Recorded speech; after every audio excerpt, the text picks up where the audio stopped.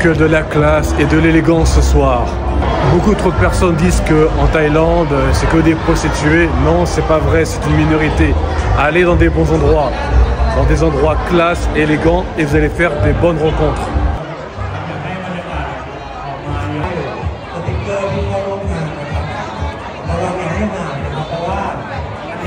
Donc l'assurance AXA, la multinationale, m'a invité à une soirée. Donc c'est le lieu idéal, il y a énormément de personnalités importantes. C'est très important en Thaïlande d'avoir un petit réseau. Ça vous permet d'ouvrir quelques portes et aussi pouvoir vous sortir de la merde, si besoin.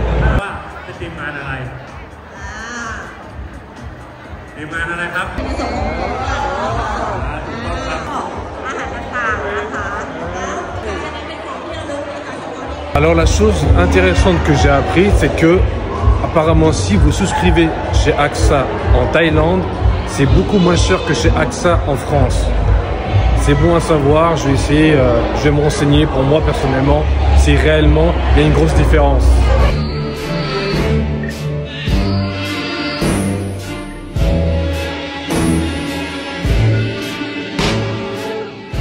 J'ai pu discuter avec le directeur et il se posait la question, il s'étonnait, mais pourquoi avec tous les milliers de Français, les centaines de milliers de Français étrangers qui vivent en Thaïlande, pourquoi ils ne souscrivaient pas chez AXA Assurance, malgré que, parce que AXA c'est français quoi. Du coup, il m'a invité à visiter une de ses agences. Dans quelle ville c'était? Hat Yai. Hat Yai, c'est au sud, au-dessus de la Thaïlande. J'ai regardé sur le GPS, c'est vachement loin. J'ai vu il y a quasiment 1000 km. Et du coup, il m'a proposé une voiture. Donc, je vais être accompagné d'une collaboratrice et je pourrai aller dans une agence qui est dans le sud de la Thaïlande.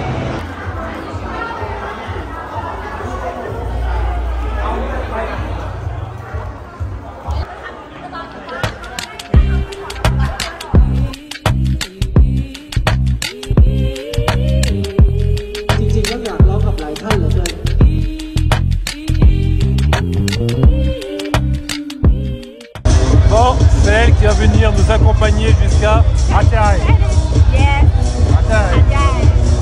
Bon ben c'est sympa de sa part, c'est une ville que j'avais jamais pu visiter, voir si réellement on a un avantage de souscrire chez eux.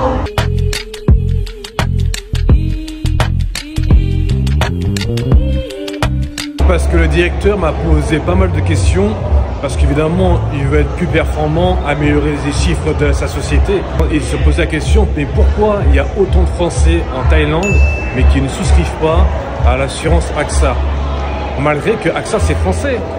Et je lui ai dit, vous savez, hein, les Français regardent plus leur portefeuille que le patriotisme. Hein. C'est pas parce que AXA est français que forcément ils vont venir souscrire. Et plutôt s'il y a des offres intéressantes, oui là les Français vont venir. Je vais faire une simulation pour moi et je vous dirai par la suite. Oh, ça c'est la classe thaïlandaise. Oh non, hein.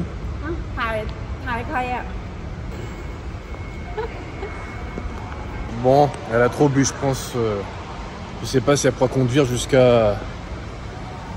Pareil.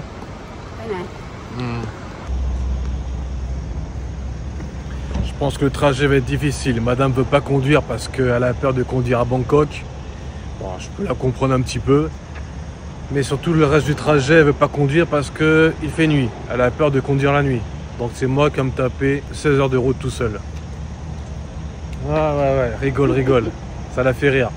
Ok, on a la voiture de fonction, l'hôtel est payé, le carburant est payé, mais conduire pendant 16 heures. Donc là, nous sommes à Chongpon. On a fait que la moitié du chemin. Bon, il reste encore 8 heures. Café? Allez, on va boire un café. Oui. Du coup, comme elle m'expliquait, il y a certaines personnes qui vont dire « Moi, j'ai pas eu besoin d'avancer quand j'ai été à l'hôpital en Thaïlande, dans tel hôpital, avec telle assurance, j'ai pas eu besoin d'avancer. » Donc, oui et non. C'est-à-dire qu'en fait, compte, il faut vous renseigner, vous rapprocher de l'hôpital dont vous voulez vous faire soigner. Chaque hôpital public ou privé en Thaïlande ont des partenaires. Donc, en fait, compte, il faut vous rapprocher d'un de ces hôpitaux. Et puis vous posez la question de savoir quelles sont les assurances partenaires avec cet hôpital. Et peut-être qu'il y a une des assurances dont vous faites partie est affiliée, c'est-à-dire qui est partenaire. Donc il est possible que vous n'ayez pas besoin d'avancer de l'argent, d'avancer la facture, de payer en avance pour vous faire soigner. Mais bon, comme elle me disait, AXA, la compagnie AXA est partenaire avec la plupart des hôpitaux en Thaïlande. Donc vous n'aurez jamais besoin d'avancer la somme, d'avancer l'argent pour être pris en charge. Donc c'est bon à savoir, hein. Pas obligé de sortir 8, 10, 20, 50 000, 70 000 euros et attendre de se faire rembourser. Bon, j'en ai pris un au chocolat. On va tester, il est chaud. C'est bon, allez, sur 10, je dirais, allez, un 6 sur 10, quoi. Mais 40 bahts, c'est vraiment du vol, quoi. 40 bahts, vous pouvez manger un plat chaud dans un restaurant thaïlandais, quoi. C'est pas incroyable, hein. Mais chaud, mais chaud. Oh, mais chaud. มะม่วงน้ำปลาหวานมะม่วงน้ำปลาหวาน นิดหน่อย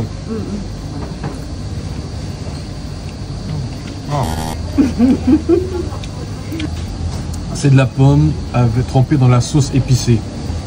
Donc de la pomme qui est sucrée dans une sauce salée épicée. Je suis pas fan. Ah, mais chaud. Bon, ben j'ai pris autre chose, je sais pas ce que c'est. On va voir si elle aime. Kim.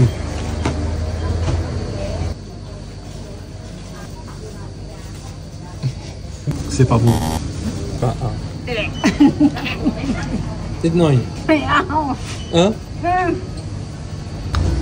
Je vais expliquer que les étrangers aimaient le 7-Eleven et qu'ils faisaient pas mal de trains de publicité sur TikTok pour vanter les repas, la nourriture du 7. Elle dit non, non, c'est vraiment dégueulasse. อ๋อฝรั่งเศสบ๊ายบาย Bye bye. Oh. Maintenant, nous allons parler d'un sujet qui fâche. Voilà. C'est les mauvaises rumeurs qu'on voit sur TikTok et sur YouTube. Parce qu'il y a pas mal de diffamations sur les hôpitaux en Thaïlande. C'est-à-dire qu'on entend souvent que si vous n'avez pas d'argent, vous n'êtes pas soigné, on vous laisse crever dehors.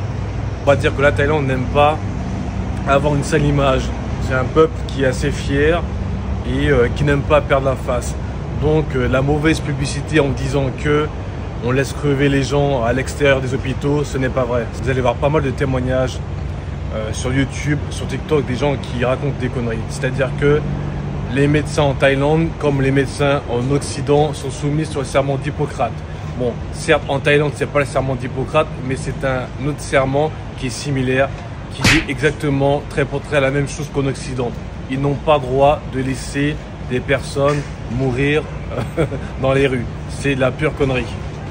Si vous n'avez pas d'argent et que le pronostic vital est engagé, ils sont obligés de vous prendre en charge, même si vous n'avez pas d'argent. C'est l'argent, on verra ensuite. Concrètement, qu'est-ce qui va se passer? Si vous n'avez pas d'argent, on peut vous soigner quand même, mais après à la sortie, on va vous demander la facture. Si vous avez des problèmes de financement, vous n'avez pas assez d'argent, ils peuvent trouver un arrangement pour échelonner votre paiement. C'est-à-dire, vous puissiez payer en plusieurs fois. Si vous n'avez toujours pas l'argent, il y a encore une solution, c'est-à-dire qu'ils vont appeler l'ambassade. Si l'ambassade peut payer à votre place et vous rentrez en France, que vous réglez la facture, que l'État va vous contacter parce que vous avez une facture à régler en Thaïlande. Bon, après, il est vrai qu'il y a un cas plus dramatique, c'est-à-dire que parfois, si vous n'avez pas d'argent pour payer et que l'ambassade ne peut pas vous aider à régler la facture et que vous êtes en tort, souvent, si l'ambassade ne peut pas vous aider à payer la facture, c'est parce que vous êtes en tort. Exemple, vous avez bu de l'alcool, vous avez provoqué une bagarre, vous avez cassé la mâchoire à un Thaïlandais. Ça veut dire que vous avez aussi le poignet cassé.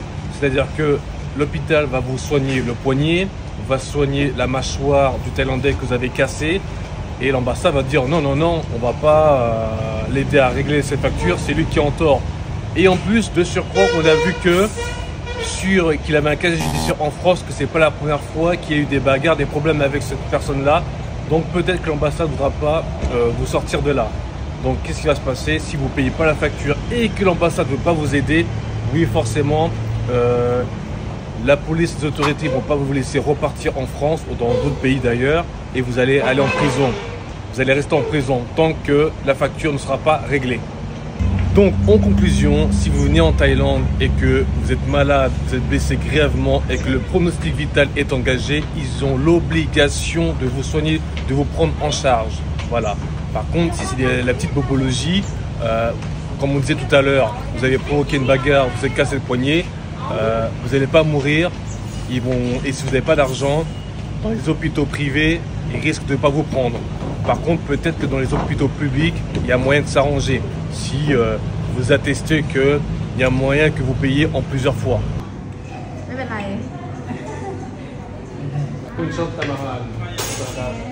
Donc me voilà dans la ville de Achai, qui est carrément au sud de la Thaïlande, à quelques kilomètres de la frontière de la Malaisie. Donc il y a à peu près 950 km. C'est comme si vous faisiez Lille, Marseille, vous traversez toute la France. Bon, bah, j'allais voir l'hôtel qu'ils m'ont réservé.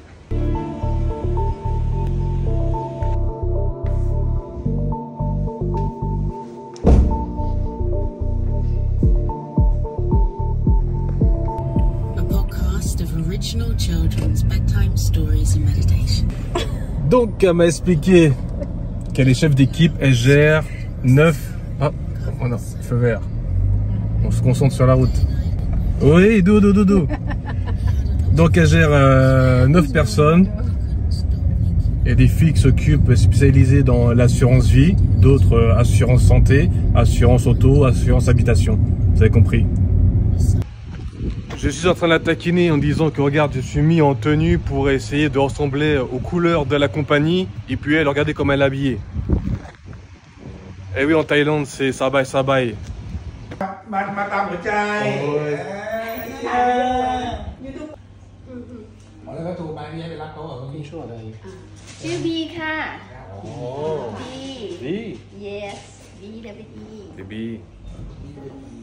Bon, quand même expliqué. En France, on a la Caisse européenne d'assurance maladie qui marche en Europe. Même en Suisse qui est considéré, qui ne fait pas partie de l'Europe normalement, mais qui est dans l'espace Schengen, cette carte fonctionne. Mais bon, le problème de ces cartes européennes, comme ce nom l'indique, c'est en Europe. Une fois que vous quittez l'Europe, eh ben, cette carte ne vous servait à rien. Vous ne serez pas couvert par les assurances. Donc je dis, cette carte européenne d'assurance maladie vous couvre vraiment le strict minimum en Europe, c'est-à-dire que la petite bobologie, vous faites du VTT, vous vous blessez, on vous emmène voir le médecin, il désinfecte, il vous met un pansement, tout va bien. En revanche, si vous partez faire du ski et vous cassez la jambe, il y a un hélicoptère qui vient vous récupérer avec une ambulance, l'hôpital, etc.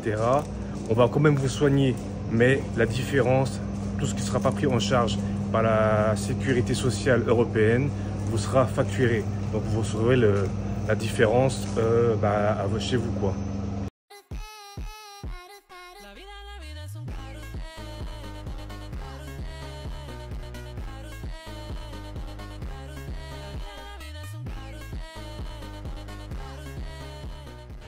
Donc comme expliqué aussi, on a aussi l'assurance RC, c'est l'assurance civile, c'est l'assurance minimum qu'on puisse avoir en France. C'est une assurance qui vous protège les dégâts faits à autrui, excusez-moi, mal prononcé. Si vous avez une moto, un scooter, vous entrez dans une barrière, voire rembourser la barrière du voisin, vous m'avez compris quoi. Bon, cette assurance fonctionne uniquement en France. Mais AXA, c'est l'une des seules assurances AXA qui vous permet d'avoir la RC à l'étranger. Donc c'est très intéressant pour vous. Imaginez que, surtout à l'arnaque location de scooter des mers, on essaie de vous la faire à l'envers, on vous dit que c'est vous qui avez cassé le scooter, vous dites écoutez, moi je suis inscrit chez AXA Franco-Thaï, il y a un expert qui va passer vérifier l'état du scooter des mers, du jet ski, pour évaluer les dégâts, si oui ou non c'est vous qui avez fait les dégâts, et évaluer les réparations. Comme ça vous n'avez pas avancé l'argent. C'est bon à savoir. Hein. Donc la RC chez AXA fonctionne à l'étranger, contrairement à la majeure partie des assurances que vous avez en France, la RC ne fonctionne pas à l'étranger. Bien sûr, il faudra regarder aussi les clauses du contrat parce que cette assurance peut changer selon les pays que vous allez visiter. Peut-être que si vous partez à Hawaï, l'assurance ne fonctionnera pas sur les jet skis, mais oui pour les deux roues. Vous pouvez peut-être partir au Japon. Au Japon, ça va fonctionner sur les voitures, mais pas sur les deux roues, ainsi de suite. Mais en Thaïlande, c'est clair que ce soit deux roues ou jet ski, avec la RC, vous êtes couvert.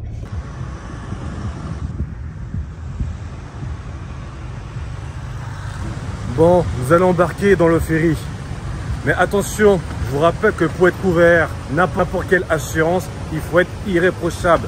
Même si c'est quelqu'un qui vous rentre dedans avec son scooter, son jet ski ou sa voiture, si vous n'êtes pas irréprochable, vous ne serez pas couvert. Je parle évidemment d'alcoolémie, de substances illicites, j'en passe, c'est des meilleurs. Parce qu'on voit énormément de vidéos TikTok, des gens qui ont des accidents avec les deux roues. Après les tests, on voit qu'ils ont de l'alcool dans le sang, qu'ils ont consommé des substances illicites ou ils n'ont pas le permis de conduire international.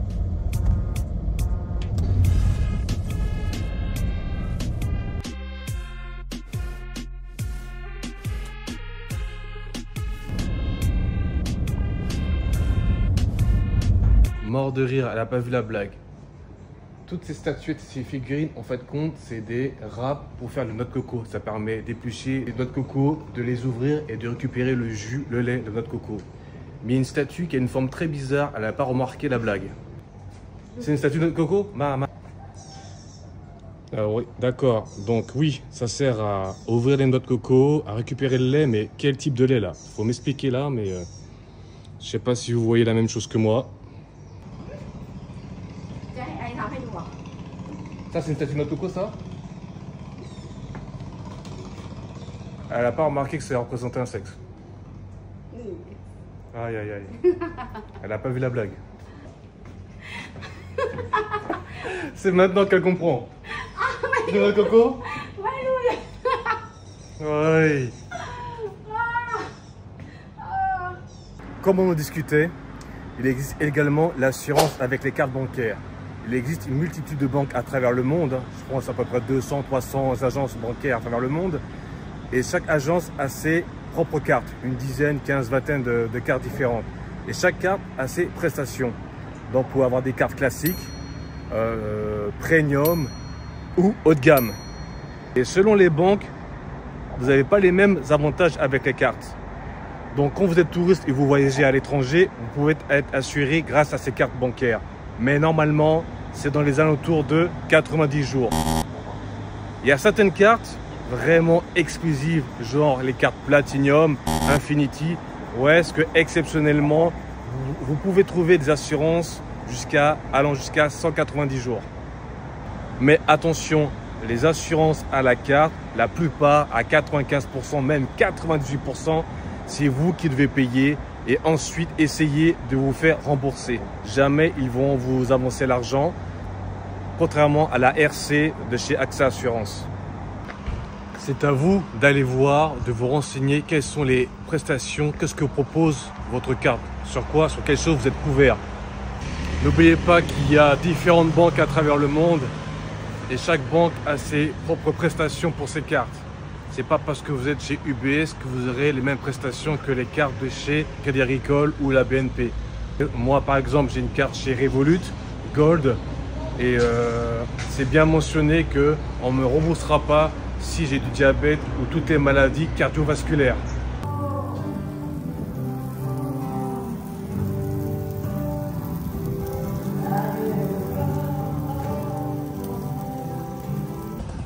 Donc, comme j'en discutais hier soir avec oui, elle s'appelle c'est son prénom. D'ailleurs, elle est célibataire, si quelqu'un est intéressé, je la taquine. Comme elle a pas arrêté de m'emmerder tout le trajet, donc c'est pareil, j'envoie la balle. Donc, elle est célibataire, si quelqu'un est intéressé, il faut le envoyer un mail. Donc, nous avons discuté de la CFE. Qu'est-ce que c'est la CFE? C'est la sécurité sociale française pour les expatriés. Attention, ça n'a rien à voir avec la carte, la carte européenne d'assurance maladie. Non, là c'est vraiment fait pour ceux qui sont expatriés, pour ceux qui ont quitté l'Europe. Donc la CFE, c'est vraiment un ovni, c'est tout et son contraire. Vous allez comprendre. Comme son nom l'indique, c'est une assurance pour les personnes qui se sont expatriées. Mais les gens sont remboursés sur la base des tarifications françaises. C'est-à-dire, par exemple, si vous partez aux États-Unis, consulter un médecin, selon les États, c'est dans les alentours de 200 à 300 euros. Eh bien, la CFE va vous rembourser sur la base tarifaire de la France, donc ils vont vous rembourser que 25 euros. Du coup, ce n'est pas un avantage comparé aux autres assurances qui remboursent à 100%. Les tarifs sont beaucoup plus faibles. Ça varie en fonction de l'âge. Moins de 30 ans, c'est aux alentours de 30 euros. Au-delà de 30 ans, 30, 40, 50 ans, c'est dans les alentours de 80 €. Et à partir de 60 ans, ça commence à faire mal, c'est dans les alentours de 200 €. En France, ça veut dire qu'ils vous remboursent qu'une partie. Donc si vous désirez être mieux pris en charge, il faut prendre une complémentaire, d'accord, une mutuelle additionnelle qui va s'ajouter à cette fameuse CFE. Donc cette mutuelle complémentaire varie entre 30 et 300 €. Donc quand vous calculez les 30-300 € de la complémentaire plus ce qu'il faut payer de la CFE, donc vous êtes à quasiment 2 fois plus cher qu'une assurance internationale. Donc franchement, c'est pas rentable du tout. En plus, ils n'utilisent pas le tiers payant, c'est-à-dire que c'est à vous de payer la facture et ensuite de vous faire rembourser. Et pour se faire rembourser chez eux, c'est très compliqué. Et ça met des mois, voire une année. Et pour encore compliquer davantage les choses, c'est que entre la mutuelle, la complémentaire et la CFE, ils ont du mal à échanger les informations. Donc à chaque fois qu'il y a une facture à rembourser, ils se renvoient la balle entre les deux. Donc c'est franchement un casse-tête. Donc je sais ce que vous allez me dire, mais c'est à quoi cette CFE si il faut à chaque fois avancer l'argent pour être remboursé?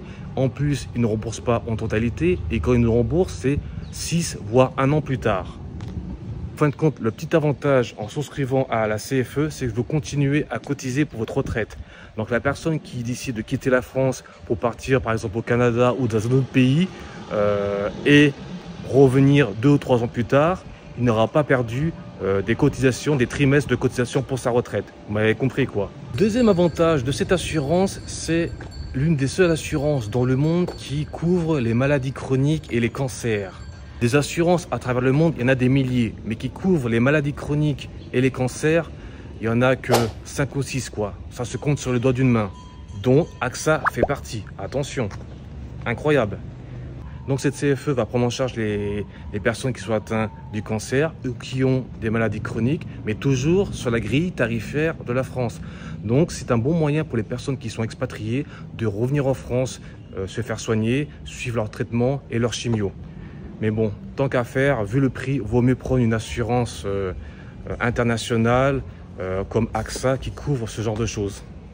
Donc par exemple, un retraité qui est en bonne santé, qui ne fume pas, qui ne boit pas, qui fait du sport tous les jours, n'a pas besoin de souscrire une CFE qui va lui coûter d'ailleurs extrêmement cher, sachant qu'il a déjà fini de cotiser pour sa retraite puisqu'il est à la retraite.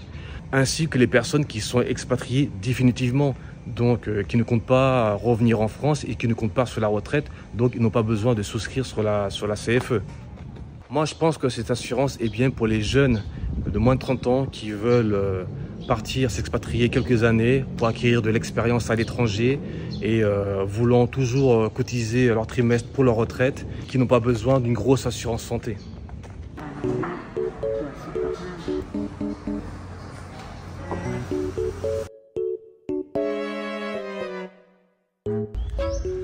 Bon, moi personnellement, on a fait une simulation. C'est vrai que en souscrivant chez AXA en Thaïlande, c'est beaucoup moins cher qu'en souscrivant chez AXA en France. J'ai une économie de 96 € par mois. C'est énorme quand même. À la fin de l'année, ça représente une petite somme. Mais par contre, cependant, c'est plus cher que mon assurance que j'ai souscrit en ligne, qui me coûte à peu près 300 €. Et là, avec AXA en Thaïlande, je suis à peu près à 324 €. Donc 24-25 € plus cher. Mais est-ce qu'on peut réellement dire que c'est cher, 24 € quand on voit le service qu'ils offrent en plus de mon assurance? C'est-à-dire qu'eux au moins chez AXA, l'agence est sur place. À chaque fois que vous avez des questions ou des problèmes, il y a un conseiller qui va venir vous aider. Vous vous sentez soutenu. Donc il y a un conseiller ou une conseillère qui va venir vous voir dans votre chambre d'hôpital pour voir si tout va bien. Est-ce que vous êtes content du service? Ils vont même vous envoyer quelques petits cadeaux. Donc comme il y a l'agence sur place, ça résout beaucoup d'affaires, beaucoup de problèmes, même pour les arnaques. C'est-à-dire que les histoires qu'on entend souvent que le jet ski ou avec votre scooter, vous avez abîmé le portail du voisin. À chaque fois, les Thaïlandais vont essayer de vous arnaquer, de grossir les chiffres pour essayer de se faire de l'argent sur votre dos. Vous dites que vous êtes assuré chez AXA France-Thaïlande et qu'il y a un expert en assurance qui va venir regarder les dégâts, constater les dégâts et chiffrer honnêtement les dégâts. Voilà, que les gens ne commencent pas de vous demander 10 000 € de dédommagement pour un rétroviseur d'un scooter.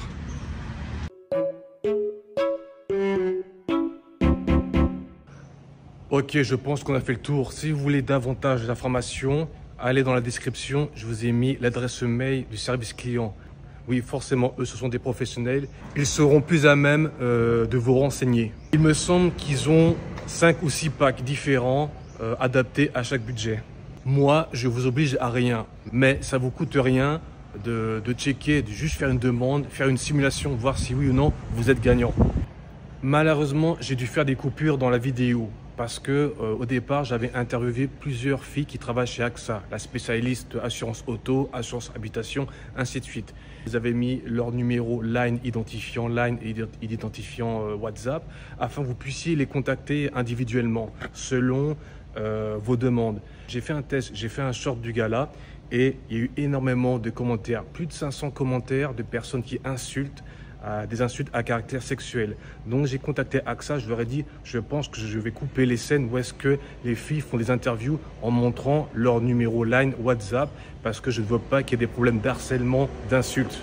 Et elles ont des vies de famille, elles ont des enfants et les insulter de ladyboy ou de femmes, de travail du sexe, franchement c'est vraiment déshonorant de notre part.